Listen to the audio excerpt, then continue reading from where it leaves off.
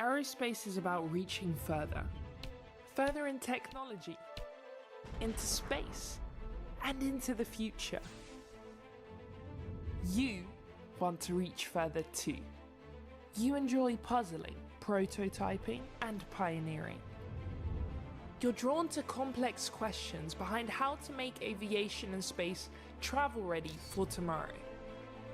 Quieter, safer, faster, and cleaner. You'll join a community of students from all over the world who, just like you, get bright-eyed over anything that flies. Being part of such a diverse international group prepares you for the aerospace world from day one. This industry revolves around teamwork and a global point of view. That's why it's such an advantage when you've already worked during your studies with people from different cultures, with different perspectives, norms, and values. In our hangar and labs, and on site with partner companies, you will work on technological innovation that reaches past aerospace itself. From developing satellites to improving wind turbines and Formula One materials. That's how you grow into an engineer who helps technology reach further.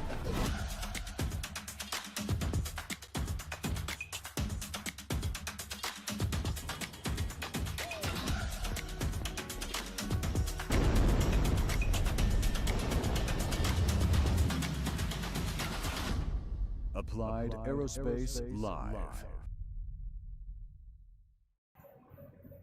Good afternoon, ladies and gentlemen. Welcome to Applied Aerospace Live. This is the first episode of our webcast live from the terminal in Delft. The terminal is our lab space from Inholland University of Applied Sciences, from our educational program of Aeronautical Engineering. My name is Erik Laan. I'm your host for this episode, and together with me is Promod, my co-host for today.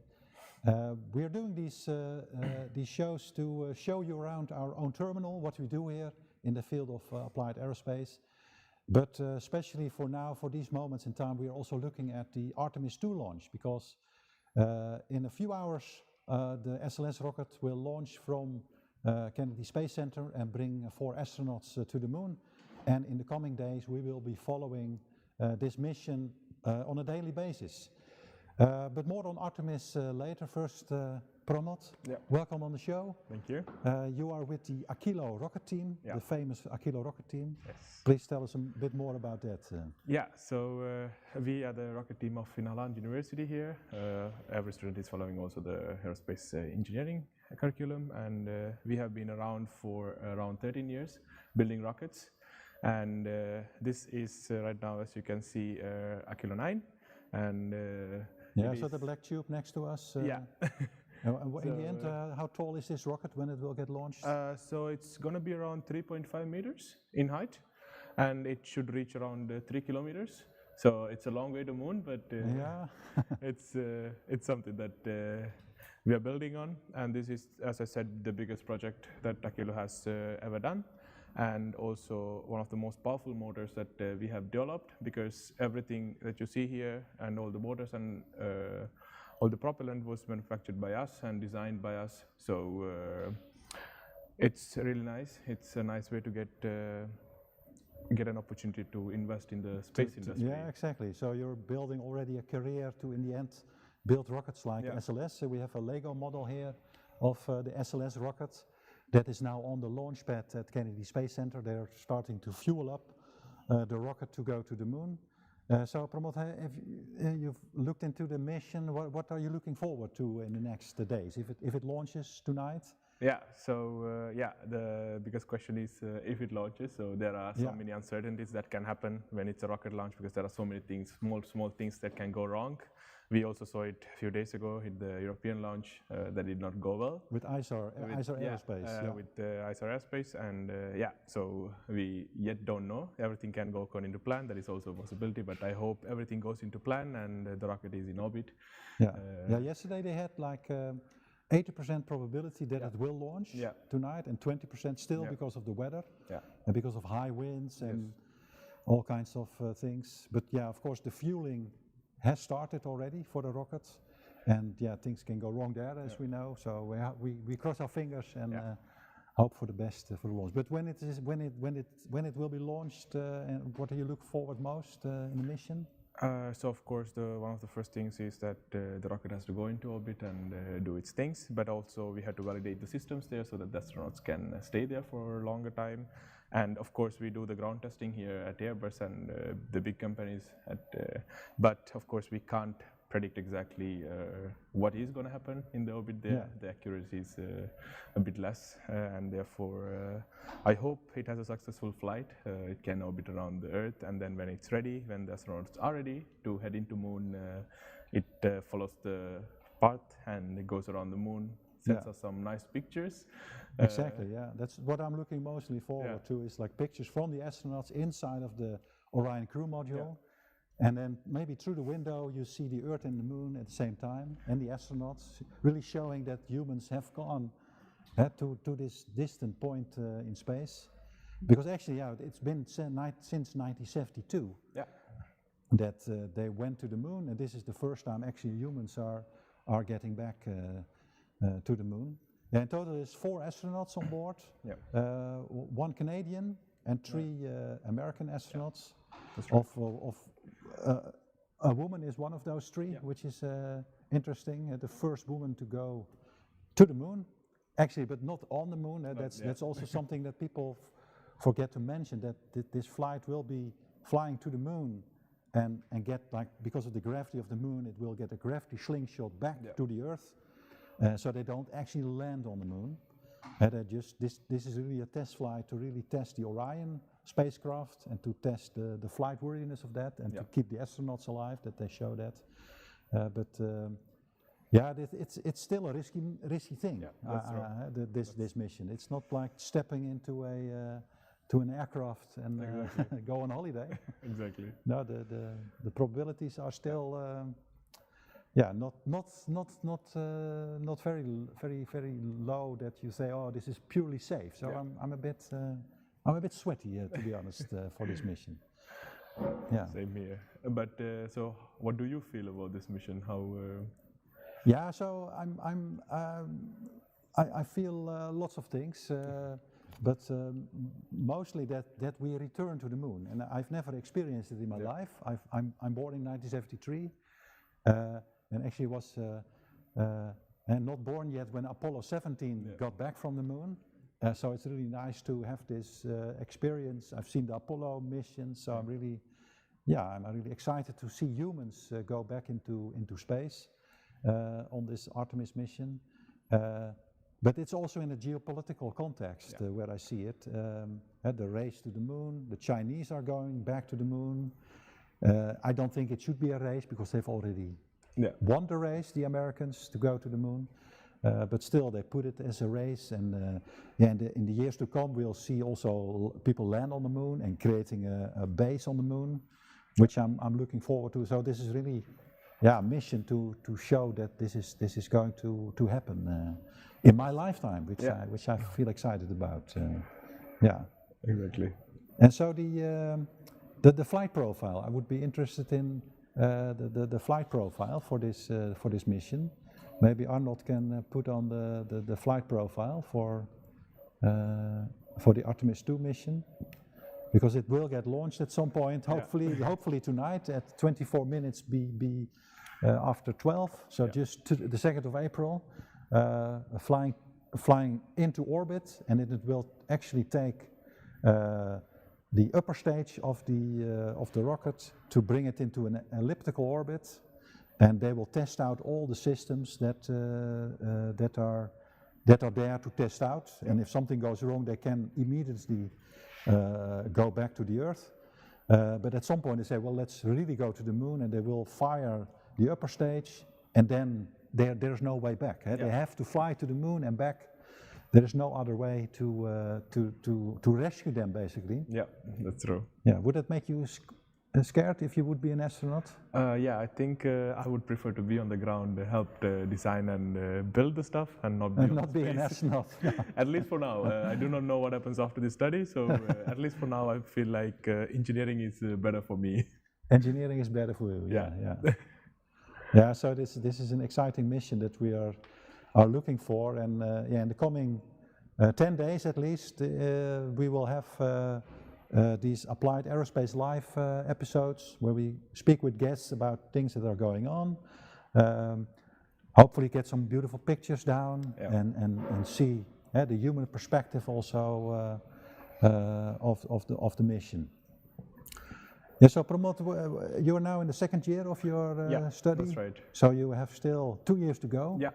Where do you want to end up after your studies? I started this study, I was not planning to do engineering before. I wanted to become a pilot.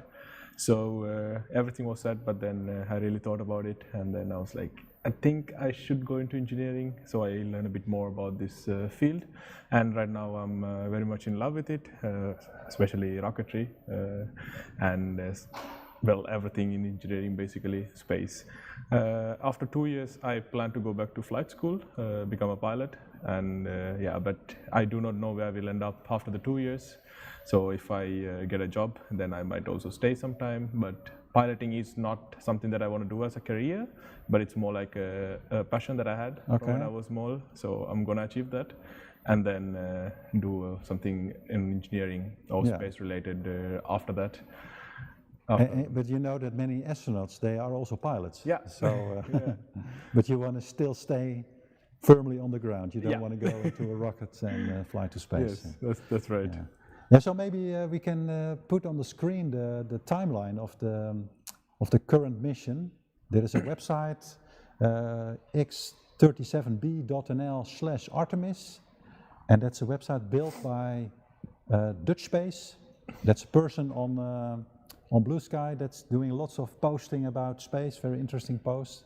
And he made a nice website showing off the timeline. So this website actually shows 2 live feeds, both from NASA and from the NSF. They both show the mission live, so I will be watching this tonight to see what's going on. And we see actually in green things that are going on now. They're actually propellant loading. They started the loading of the rocket with cryogenic hydrogen and cryogenic oxygen. Yes. And that's really something else, because cryogenic hydrogen means the temperature is minus 250 degrees Celsius. That's extremely cold. Yeah. And that's the point where hydrogen, where we know it as a gas, becomes a liquid. Yeah. And you don't want to take gases with you on the rocket, you want to bring liquids because the volume is much smaller. You can pack much more hydrogen in a rocket if you make it liquid. But you have to then cool it to minus 250 degrees Celsius. That's quite a temperature, right? That's quite a temperature indeed, and it's also sometimes unstable to store it, and then we might have also problems. That's also why the Artemis 2 was scrapped last time when it was going. There was a small leak, so hopefully that doesn't happen today, and everything will go according to plan. And so look, talking about the Aquilo rocket, what kind of propellant is there? We have. I don't think you are using liquid hydrogen and liquid oxygen. So as of right now, we are not using any liquids. We are mainly focused on solid rocketry. So we are developing our own solid motors, and we are using propellant to power it up, basically. But we are right now also looking into the liquid side, because that is also something that we want to achieve as a team. And right now we have one intern working on a liquid project. We hope to have it ready in the coming 2 to 3 years. But of course, it is a lot of testing. As you said, it is hard to deal with the liquids, of course, the cryogenic ones. And it is a lot of testing. It is a bigger step to the team. But right now, as a team, we are mainly focused on solids and actually getting to learn how to do these things, and then move on to the next step, which is liquids. And then even the next step would be cryogenic liquids. That's something for later. More for the real big rockets, I think, to do it cryogenically, because that's really difficult. The thing also with hydrogen is that it's such a small molecule that it kind of leaks through. It can leak through a thin sheet of metal, even. Exactly. So it's really hard to use hydrogen, but it's such a nice fuel for a rocket. It's such a powerful molecule to make water, but then also to give a lot of energy. Yeah. And so that's why they use it on the SLS rocket. And actually, this is the second mission of Artemis 2 we are going with. Actually, the first mission of Artemis 1 was already launched in 2022. So this is the second time this rocket will be launching. And the first mission was without astronauts, but I did see, and it was a successful mission. They kind of did the same thing, going to the moon and back, but they did some weird orbits around the moon, but still it's a similar mission to Artemis 2. Yeah. But they had an interesting result because the heat shield at the end was damaged in a strange way, and they didn't understand what was going on. We have a picture of the heat shield, if we can put it on the screen. From that first mission, the first Orion spacecraft that went to the moon and back, and then it touches the atmosphere of the Earth with 10.5 kilometers per second. So that's like a speed that you cannot imagine how fast that will be. From here in Delft, the terminal, to the beach in The Hague in like 1.5 seconds. That's incredibly fast, and that's the speed they will be hitting the atmosphere at. But here we see the heat shield of this Orion spacecraft from the Artemis 1 mission, and they didn't really understand these black streaks that happened. And so they did, this was actually a 2-year delay that it caused the Artemis 2 mission to launch. And they basically concluded, okay, we trust the heat shield, and we use the same heat shield for Artemis 2. Yeah. And so that's, for the astronauts, I find that very, how do they deal with that, with that knowledge that, okay, this heat shield didn't really behave like it should have, and now we're still using it for Artemis 2. What do you think about that? I think, of course, NASA or any other big company would not put lives into risk. So they have probably done a lot of testing on that, and I feel like they would have also tested it on how it would behave afterwards as well if they were to reuse the same shield. And I think they have concluded that it is good to go. And I do feel like the astronauts would not have flown in that case as well if they knew their life was at risk. But of course, right now it's also at risk. But you don't know. But still, I think, well, they could have thought about, okay, let's do a second test mission without astronauts and see if what we learned from the first mission, they did some fixes in the flight profile of how to enter the atmosphere. And they think, well, if we change this flight profile, we can prevent these black streaks. But you cannot test this in a simulation room on Earth with these enormous speeds. So I think it's still a matter of balancing the cost of one launch, which is not it's not cheap to launch an SLS rocket. You talk about maybe $1 billion per launch. That's true. So that's still in a trade-off. So that's what I'm most anxious about when they come back to Earth, if the heat shield will work. And that's the most exciting part of the mission for me, at least. And what is also exciting for me is to look at the solar arrays from the Orion spacecraft. We've actually been printing the Orion spacecraft in our labs, a model. We'll show that in later episodes. But the solar panels on this Orion spacecraft, the surface module, are actually built in Leiden with Airbus at Airbus Leiden, which we have good relations with. We have many students going there for internships. So, and know some colleagues there that are very anxious to look at this mission as well, see if their solar panels are actually doing their job. Yes. All right, so let's go to the end of the first episode. I'm looking very much forward to the launch of SLS, of the Artemis 2 mission. We hope it goes. And we'll be back tomorrow with a new episode, and hopefully, showing you pictures and do some analysis on what happened actually during the launch and in the mission, and if the astronauts are happy.